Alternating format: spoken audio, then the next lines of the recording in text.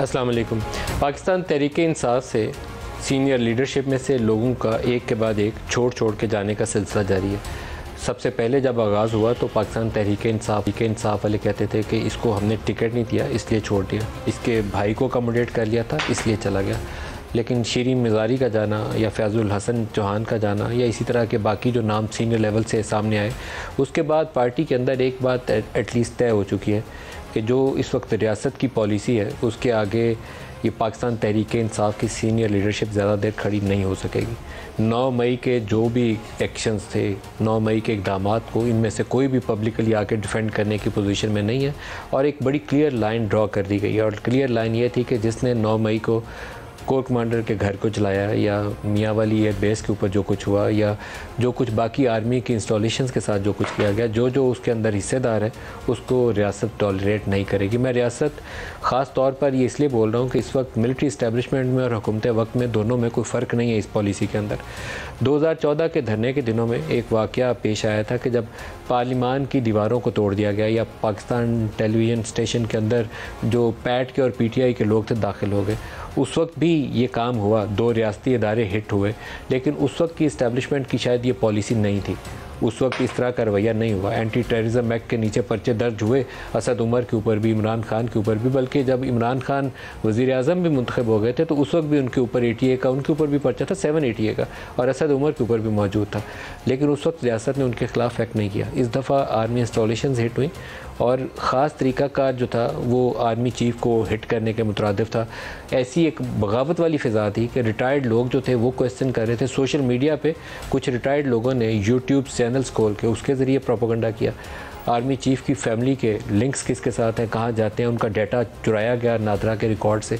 तो एक बाकायदा डिज़ाइन नज़र आया। क्यों था ये मुझे समझने से मैं कासिर हूँ। एक होता है कि अपनी ताकत का गलत अंदाज़ा लगा लेना, शायद तहरीक-ए-इंसाफ ने अपनी ताकत का गलत अंदाज़ा भी लगाया।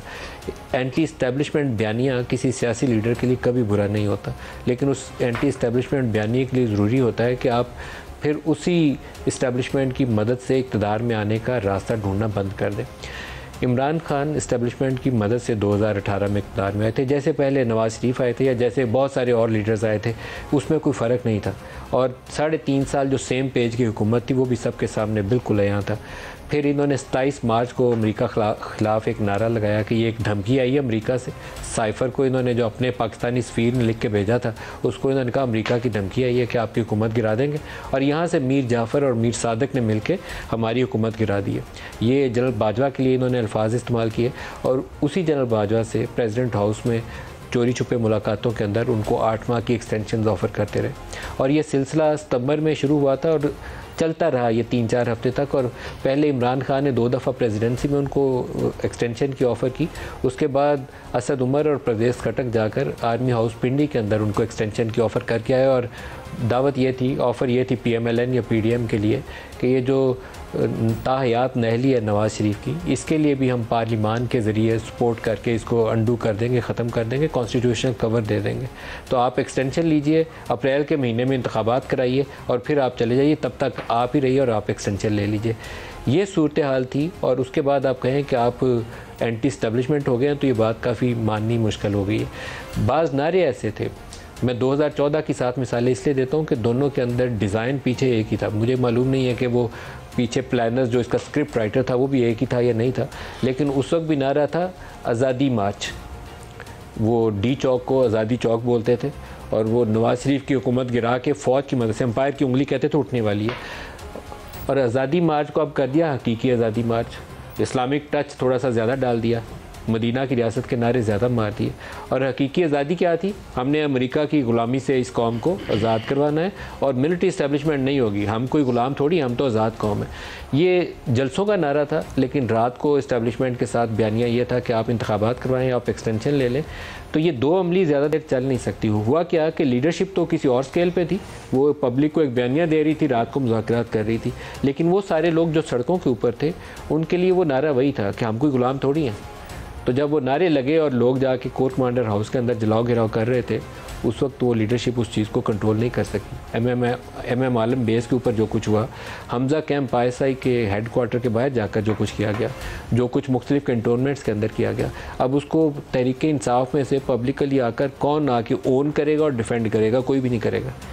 ये एक मुश्किल लम्हा है जिसमें पार्टी, मुझे शक ये है और मैं इसका बार बार इजहार कर रहा हूँ, बड़ी अफसोसनाक सूरत हाल है, क्योंकि बड़ी सियासी जमात बड़ी मुश्किल से बनती है जिसकी चारों सूबों के अंदर रूट्स बन रहे हैं। तहरीक इंसाफ की रूट्स बनी 2011 से अक्टूबर 2011 में लाहौर वाला जलसा इस्टेब्लिशमेंट की मदद से करवाया गया था। तहरीक इंसाफ अब उस एक दुराहे के ऊपर खड़ी है कि कहीं ये वापस इसका सफ़र अक्टूबर 2011 की तरफ ना शुरू हो जाए, जिस रफ्तार से लोग इसको छोड़ के जा रहे हैं। इमरान खान ने 2002 में एक सीट जीती थी, 2011 अक्टूबर वाले जलसे से लाहौर से लेकर 2013 में सूबाई असम्बली KPK की इनको बनी, क्योंकि ये उस वक्त की इस्टेब्लिशमेंट जनरल कियानी का ये मॉडल था कि ये मिलिट्री इक़्तिदार में कब्ज़ा कर लेती है, ये दुरुस्त नहीं है, इससे पाकिस्तान में जमहूरियत आगे परवान नहीं चढ़ रही। एक थर्ड पोलिटिकल फोर्स होनी चाहिए ताकि ये शरीफ और जरदारी जो इन्होंने बारियाँ लगाई हुई हैं, इनकी बारियाँ रुक जाए।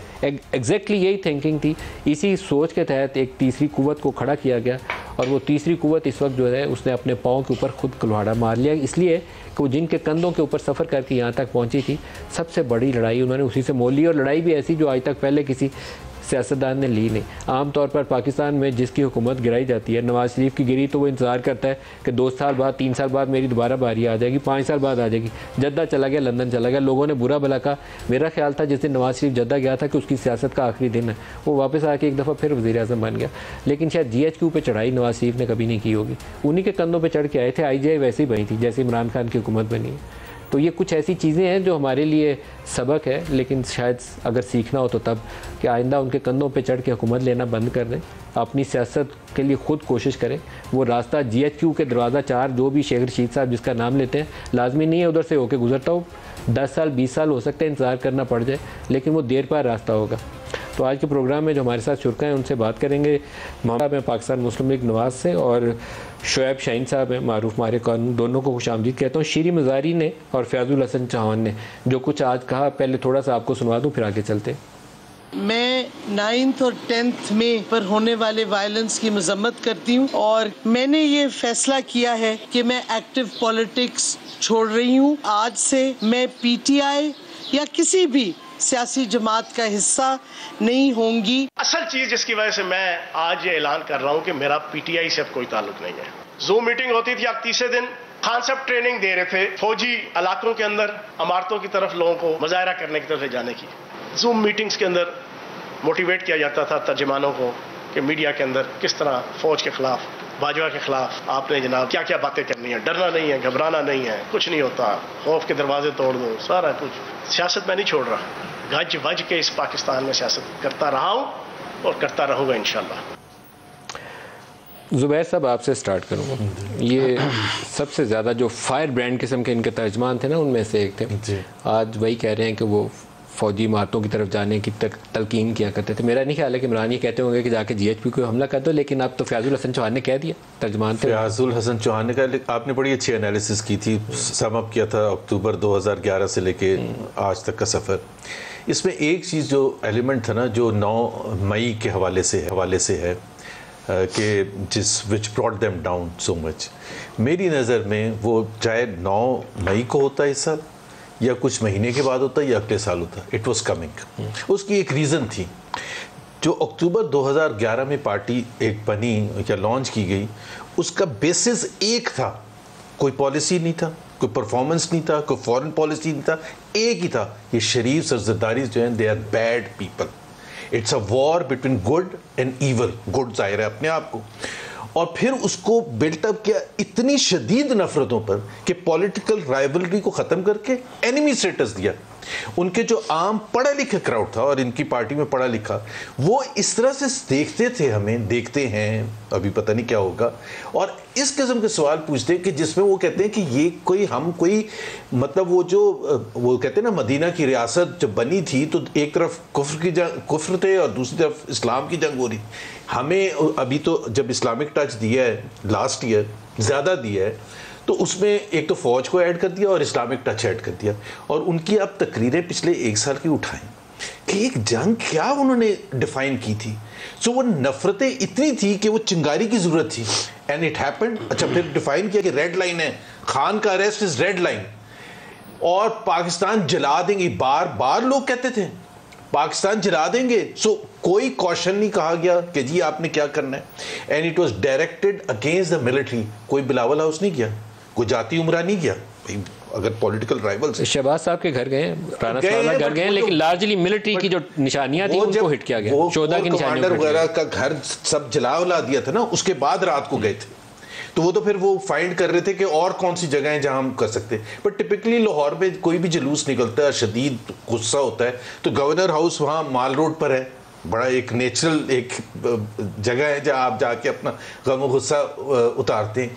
सो मेरी नज़र में ये, मैं बिल्कुल भी सरप्राइज नहीं हूं कि it had to come one day, and it was all because of the शदीद नफरत। हम पॉलिटिक्स कर रहे हैं, हम कोई कौन सी जंग कर रहे हैं, पॉलिटिक्स कर रहे हैं। We are political rival. आप हमारी पॉलिसीज को क्रिटिसाइज करें। इम्पार्शली कोई अगर सियासत की मौजूदा सूरत हाल को एनालाइज करता है तो यही कहता है कि ये एक्सीडेंट एक दिन होना था, हो सकता है 9 महीना होता, 9 जून होता, लेकिन होता ये नहीं। नफरत का लेवल बहुत ऊपर चला गया था, बहुत ऊपर चला गया। शोएब साहब, आप 9 मई को कैसे देखते हैं? आप कंडेम करते हैं जो कुछ हुआ? देखिए, मैं तो पहले दिन से कंडेम करता हूँ जो कुछ रात को हुआ, लेकिन उससे पहले ज़्यादा कंडेमनेशन उस बात की भी है कि जिस तरह बदतरीन रियासती दहशतगर्दी करते हुए इमरान खान को किडनैप किया, अदालत के ऊपर हमला किया, शीशे तोड़े अदालत के, अदालत आलिया इस्लामाबाद हाई कोर्ट के अमले को तशद्दुद का निशाना बनाया, और उसमें वकीलों को तशद्दुद का निशाना बनाया और एबडक्ट करके ले गए और back dated warrant of arrest execute कराने की कोशिश हुई। इसलिए जस्टिफाई करते हैं 9 मई के? बिल्कुल नहीं करता, मैंने पहले उसको कंडेम किया। दो सेपरेट चीजें हैं, दोनों गलत हैं। देखिए, मैं ये कहता हूँ दोनों गलत हैं। मैं पहले आगाज किसने किया? रियासती दहशतगर्दी, वहां तो प्रोटेस्टर्स थे ना, उनका एक्सेस हुआ, इसलिए आगाज किया, तो इसलिए अंजाम में रात को भी गलत कहता हूं, लेकिन जिसने आगाज किया उसको भी गलत कहता हूं। लेकिन मुझे अफसोस ये है कि मीडिया जो अदालत के निज़ाम इंसाफ के और अदालत के ऊपर अटैक हुआ है, उसको मीडिया ने बिल्कुल एक लिहाज से ब्लैकआउट किया हुआ, उसको कंडेम नहीं कर रही। ये अदालत के निज़ाम इंसाफ को बुला लिया, उसके बाद फिर ये खत्म हो गई लड़ाई। 2 दिन सुप्रीम कोर्ट ने सुप्रीम कोर्ट ने जब बुला लिया कि इलीगल अरेस्ट था तो आप आइए और इनको रिहा किया जाए, उसके बाद फिर वो लड़ाई खत्म हो गई। किसके साथ? वो जो गैर कानूनी एक्शन था वो खत्म हो गया, फिर उसके बाद खत्म हो गया। तो फिर जलाओ घिराव का क्या होगा? लेकिन जलाओ घिराव तो जो गलत हुआ उसी रात को हुआ ना, इसलिए वो जस्टिफाइबल है। नहीं, मैं कहता हूँ पहला वाला एक्शन भी गलत था। ये if and but is wrong. नहीं, मैं दोनों कह रहा हूँ ना, मैं ये बट इज रॉन्ग। देखिए नदीम साहब, मैं ये कह रहा हूँ 9 मई को 2 वाक़यात होते हैं, एक होता है मॉर्निंग में, एक होता है इवनिंग में, दोनों काबिल मुज़म्मत हैं। अफसोस की बात यह है कि पूरा मीडिया शाम की बात तो कर रहा है, सुबह की नहीं कर रहा। हम इससे आगे चलना पड़ेगा। आज मुझे बताएं, शीरी मज़ारी पार्टी छोड़िए, मैं उस पर कमेंट बाद में करता हूँ, मुझे ये बता दें, चौथी दफ़ा कल उसको गिरफ्तार कर लिया गया, अदालत ने 3 दफ़ा उनको रिलीज़ किया और कहा किसी केस में गिरफ्तार ना करो, चौथी दफ़ा गिरफ्तार कर लिया गया। ये जो ह्यूमन राइट्स वायलेशन हो रही है, हमें इसको भी कंडेम करना है। और उसके साथ जिस तरह बच्चियों को, जिस तरह ख़वातीन को तशद्दुद का और मर्दों के ज़रिए तज़लील का निशाना बनाया, ये भी गलत है। तो हमें इसको सारे बात लेके चलना है। मलिक साहब, एक बात की वो की वो सारी लीडरशिप जिसको इस इशू के ऊपर एक लाइन लेनी चाहिए थी कि ये बच्चे जो पकड़े गए हैं, जो बच्चियां पकड़ी गई हैं, ये गलत है, ठीक नहीं हुआ, इनको रोका जाना चाहिए। वो इस वक्त वो लाइन लेने की पोजीशन में नहीं है। उसकी 2-3 वजूहात हैं। मैं अभी सिंध गवर्नमेंट की एक वो ऐड देख रहा हूँ जो सोशल मीडिया, ये टीवी चैनल्स के ऊपर चल रही है। उसमें उन्होंने वो जितने आपके मेन लीडर थे ना तहरीक इंसाफ के, वो सारे फरमाइश कर रहे हैं कि आग लगा दो, पकड़ लो, वहाँ जाना है, वो जगह बता रहे हैं। उसके बाद अब उन्होंने वो लिस्ट में डाल दिया, वांटेड वाली में। वो आफ्ताब सिद्दीकी होंगे, दूसरे होंगे, वो बारी बारी आएंगे, वो कहते हैं मैं सियासत छोड़ रहा हूँ। मुझे उनके ऊपर रहम आ रहा है, लेकिन उस रहम से पहले जो उन्होंने आग लगाई, छोटे पकड़े हुए हाथों में पीछे हाओ करते जा रहे हैं। वो लड़के 19-20 साल वाले को तो छोड़ेगा कोई नहीं। वो आफ्ताब सिद्दीकी को तो माफ़ी करके घर चला गया, वो पार्टी के बाकी लोग भी चले जाएंगे, तो जो 20-20 साल 22-22 साल के लड़के और लड़कियां उनको कौन? मुझे ये बताएं कि जो पार्टी छोड़ देता है तो ड्राई क्लीन हो जाता है। क्यों हुए वो ड्राई क्लीन? वो तो मोतबर तरीन हो जाता है। क्यों ड्राई क्लीन हुए? ये बेईमानी है पीडीएम की जमातों की और एस्टेब्लिशमेंट की। उनकी नहीं है जो छोड़ के चले गए, उनको जो बाकियों को अंदर जेलों में डाल के खुद चले गए, उनकी नहीं है ये। मैं ये कह रहा हूं कि जब आपने निजाम इंसाफ, कानून और इंसाफ का दोहरा मेयार रखेंगे रियासत के ऊपर, जो कुछ हो रहा है ना पाकिस्तान के साथ, तबाही वाला रास्ता है, गलत है। आपने, मैं एक फॉर्मर बड़े हाई लेवल सर्विंग ऑफिसर से पूछा आर्मी के यूनिफॉर्म्ड अफसर थे जब ये शाहिद खाकान को और मिफ्ता को पकड़ के ले गए थे। मैंने कहा कि उसने चोरी की है, तो ये मैं उस वक्त, अब वो रिटायर्ड है, अब सर्विंग नहीं है, मैं उनका नाम नहीं ले सकता। उन्होंने कहा एसएन को भी गलत पकड़ा है, मिफ्ता को भी गलत पकड़ा है, और ये जो शाहिद खाकान है इसको भी गलत पकड़ा है। तो मैंने कहा कि ये मैनेजमेंट दुरुस्त है। कितना अर्सा शाहिद खाकान 8 महीने जेल में रहा था, फॉर्मर प्राइम मिनिस्टर। इसका मतलब है उस वक्त आप लोग सारे मजे लेते रहे। पीटीआई की पूरी क़यादत थी, पूरी क़यादत सोशल मीडिया के ऊपर स्वाय हमें गालियां निकालने के कोई काम नहीं करती रही। अब मुझे इन लोगों के ऊपर तरस आता है। शीरी मुजारी का आज मुझे बहुत दुख है। शीरी मुजारी कायदा यूनिवर्सिटी में पढ़ाती रही है, टीचर है और फाउंडर मेंबर्स में से है। आज जिस तरीके से उसको छोड़ना पड़ा है तो मुझे उसके ऊपर दुख हुआ है, लेकिन आपकी पार्टी खुद उसके साथ नहीं खड़ी हो सकती। देखिए, मैं नहीं, पार्टी तो खड़ी थी और खड़ी है। मैं एक बात बताऊं, जब पार्टियां बदलने का रिवाज शुरू हुआ, आप शेख मुजीबुर रहमान वाली पार्टी से आ जाओ, आपने उसको इक़्तिदार नहीं दिया, मुल्क आपका अलग हो गया। जुल्फ़िकार भुट्टो को एलिमिनेट किया, 6 पार्टियां बनाई गई। खर की अलग पार्टी, जतुई की अलग पार्टी, कौसर न्याजी की, हनीफ रामे की, मैं आपको नाम गिनवा सकता हूं। उसके बाद क्या हुआ, मोहम्मद खान जुनेजो साहब को दरियाफ्त किया गया, फिर उसमें से PMLN 2018 में नून नवाज शरीफ को लाया गया। मैं जरा एक फिक्रा मैं बोल दूं, मुझे मलिक साहब थोड़ा सा टाइम दे दो, आधा मिनट दे दो। फिर मोहम्मद खान जुनेजो के बतन से पैदा किया गया नवाज शरीफ साहब, PMLN में के बतन से पैदा किया गया PMLQ, फिर पेट्रियाट्स का तड़का लगा के आपने हमेशा यही किया है हमारे मुख्तदर तबकों और हलकों ने, और हर ज़माने में ये सिलसिला चलता रहा है। लेकिन इससे कभी पार्टियां ख़त्म नहीं होती, ना ख़त्म होती हैं ना ख़त्म हुई हैं। PTI को इस तरह जितना प्रेशराइज करके आज आप करने की कोशिश करेंगे, इमरान खान और उसकी PTI को मजीद एक तरह से तक़वियत मिलेगी, नुकसान नहीं होगा उनको, सिवाय इस बात के। ये सिर्फ एक बात करके ज़ुबैर साहब, मैं आपको सिर्फ आता हूँ, आज भी वक्त है हमारी जमहूरी और सिविलियन सुप्रीमेसी पे यकीन रखने वाली ताकतें जब तक इकट्ठे नहीं होंगी, ये सारे इस्तेमाल होते रहेंगे और जमहूरियत का नुकसान होगा, आइन का नुकसान होगा और कानून का नुकसान होगा। बाकी सब बातें सही हैं, लेकिन पहले टूल बनना और टिश्यू पेपर बनना जमहूरी लोगों को बनने से बात आना पड़ेगा। जब इक़्तिदार की सीढ़ी चढ़नी हो, इक़्तिदार की सीढ़ी चढ़नी हो, तो उस वक्त ये गंदा काम करने से परहेज करना चाहिए। फिर 9 मई नहीं होगा। किसको? जनरल वहीद अरशद साहब हमें ज्वाइन कर रहे हैं। जनरल साहब अस्सलाम वालेकुम। सर, 9 मई के वाक़यात, आपका रद्द-ए-अमल। देखिए, आज हम डिफेंस फोर्सेस वेटरन एसोसिएशन के मेंबर और सीनियर रिटायर्ड वेटरन और काफ़ी तादाद में लोग आज हम जिना हाउस गए थे। इसी वजह से गए थे कि 9 मई को जो शर पसंदों की तरफ से जो दहशतगर्दी के वाक़यात हुए, जिसमें जिना हाउस को जलाया गया, बाकी फौज की इमलाक को, लॉ इन्फोर्समेंट एजेंसीज की इमलाक को जलाया गया, और सबसे बड़ी बात हमारे शोधा के जो मुजस्मे थे, जो उनकी यादगारें थीं, उनकी तस्वीरें थीं, उनकी तौहीन की गई।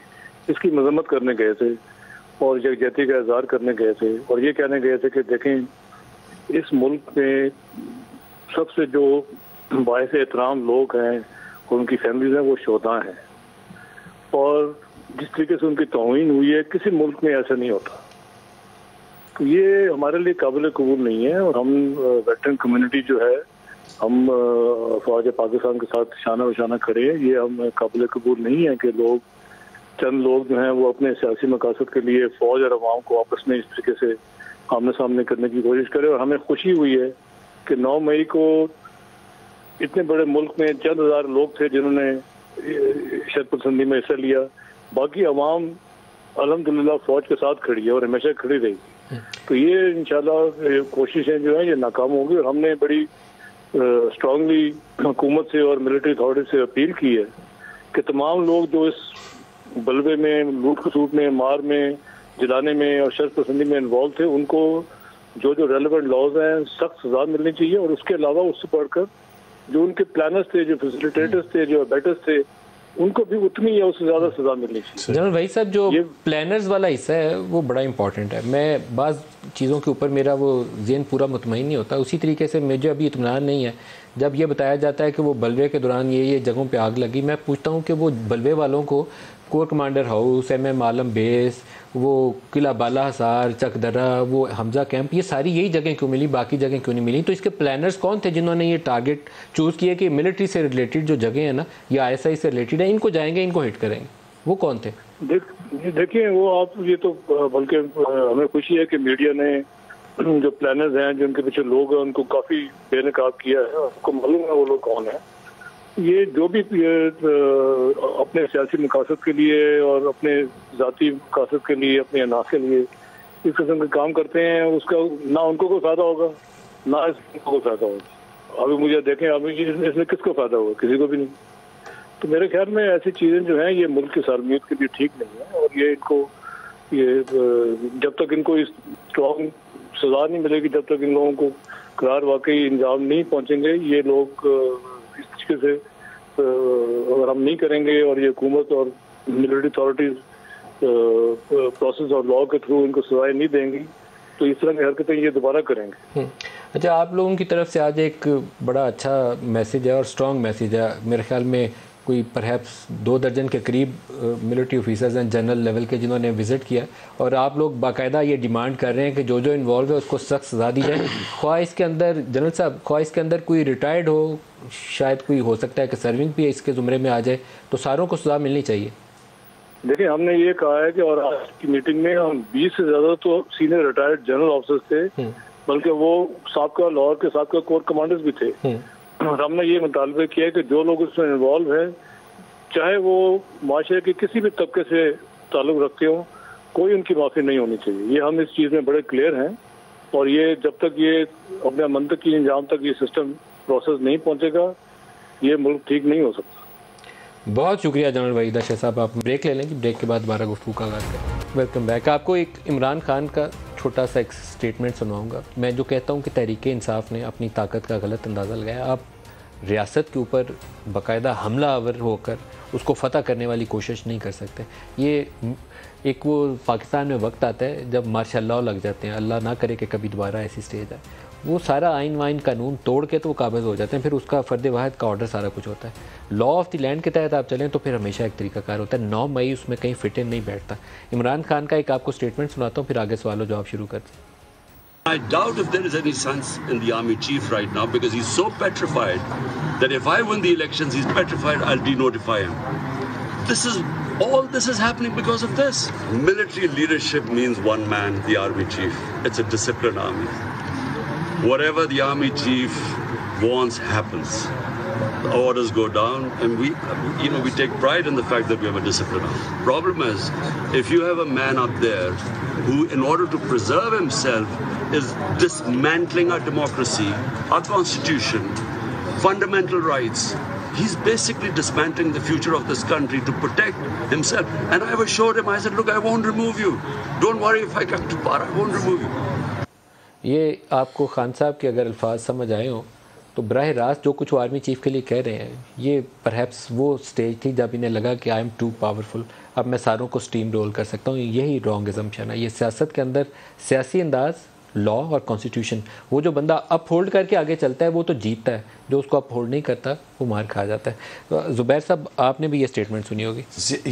ये मैं बता दूं आपके नाज़रीन के लिए, ये 12 मई की है, 3 दिन के बाद, जिस दिन ये पेशी थी अदालत। मई 9 हो चुका था, 10 मई हो चुका था। आपने बॉडी लैंग्वेज देखी है, आपने उनकी वो थिंकिंग देखी है कि he was assuming himself that he is won power. और उसकी एक बहुत बड़ी वजह पता क्या थी नदीम? ही थॉट कि उसने वो जो टक्कर लेनी थी, टक्कर भी ले लिए, वो किए फौज के साथ जो कि आज तक किसी ने किया, and he is got away with it. And now there is no one in his way जिसको इसने जाके अब कब्जा करना है। ये 12 मई को ये कोई रिमोर्स नहीं था, कोई ये नहीं था कि जी जो हुआ वो गलत। बाय द वे जजेस ने पूछा एक दिन पहले, चीफ जस्टिस ने कहा कि जी आप कंडेम करें, आपने कहा।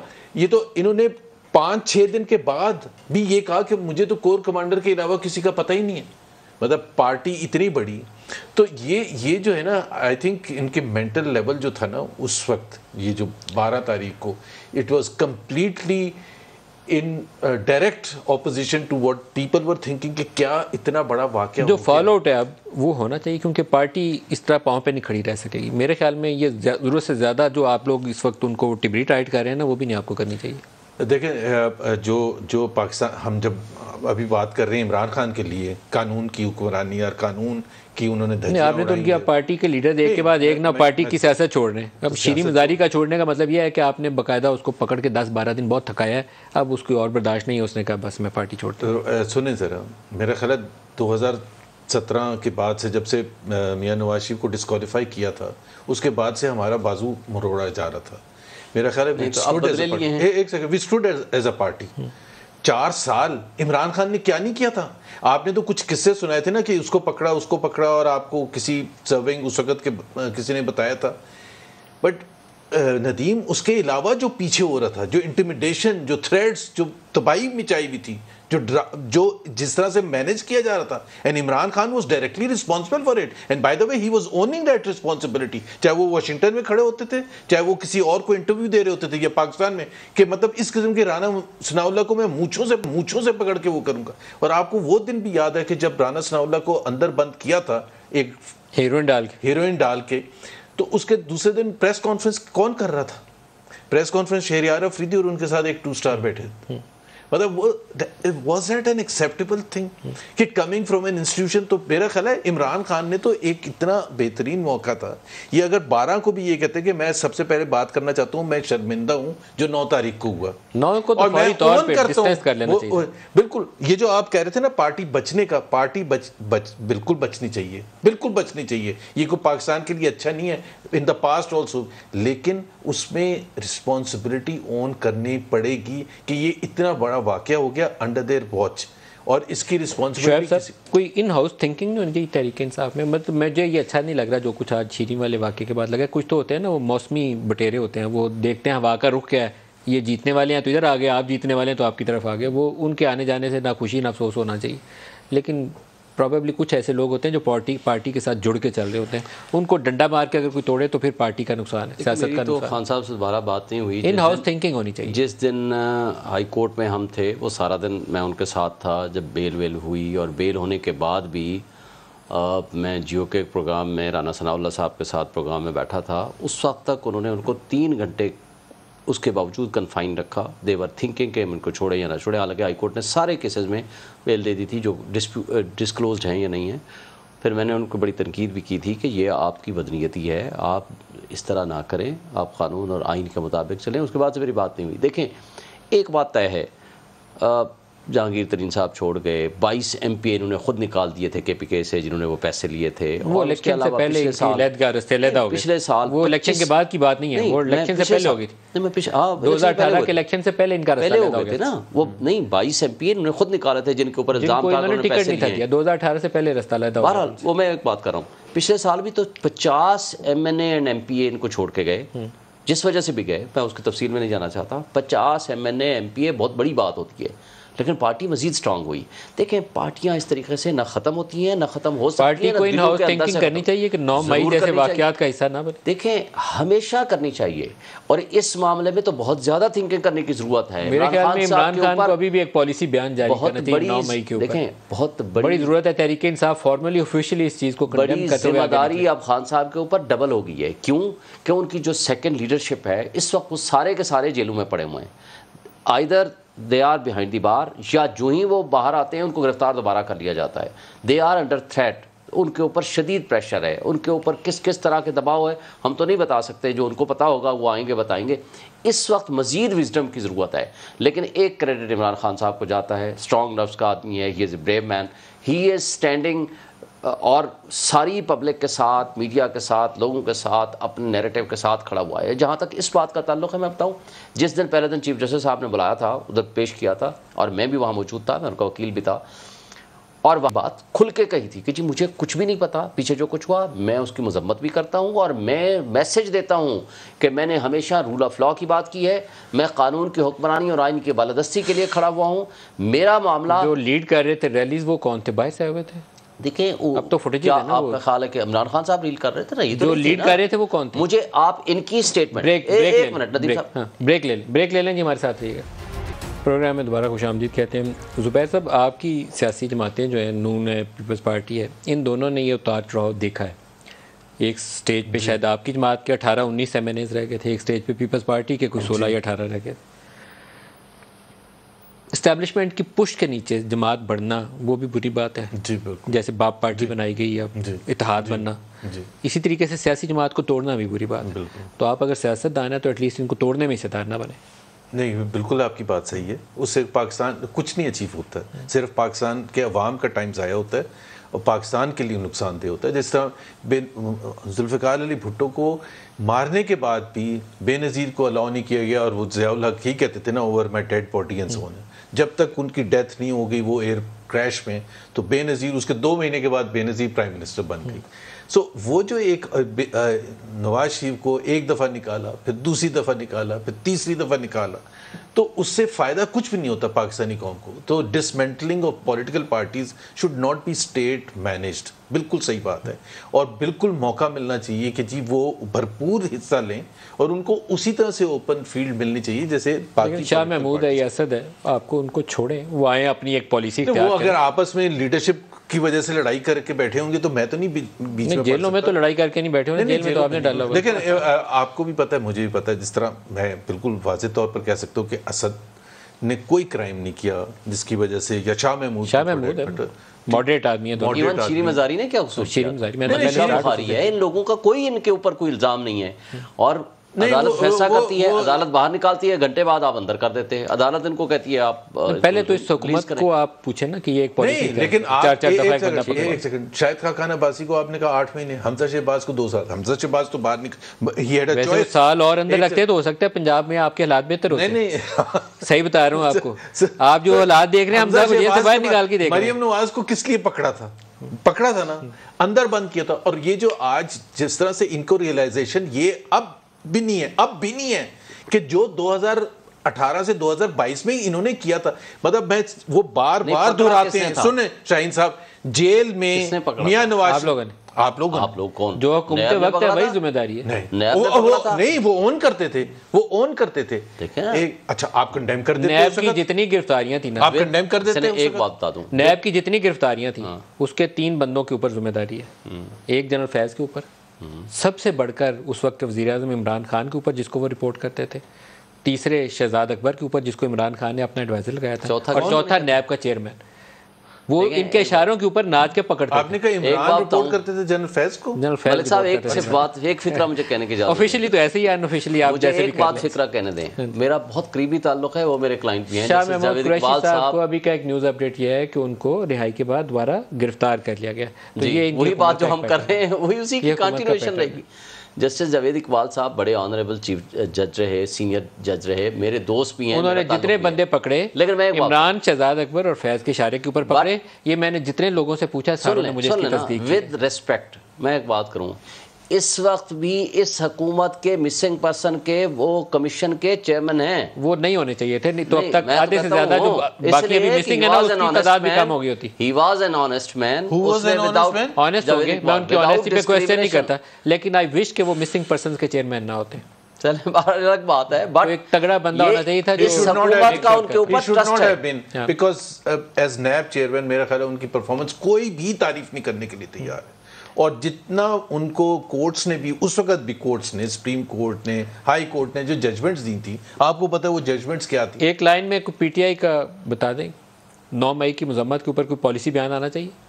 देखो, वो तो ऑलरेडी कर चुके हैं, खान साहब भी कर चुके हैं और शाह कुरैशी साहब कच्चा पक्का जिस तरह कर रहे हैं उससे बेहतर है पार्टी की पॉलिसी बयान कर दें, उनके लिए बेहतर। पार्टी पॉलिसी तो ज़ाहिर है चेयरमैन से बेहतर कौन जानता है, और चेयरमैन को बयान करनी चाहिए। मजम्मत शोएब, शाहीन साहब, मोहम्मद ज़ुबैर साहब, आप दोनों का बहुत शुक्रिया। आज के लिए इतना ही इजाज़त दीजिए। अल्लाह हाफ़िज़।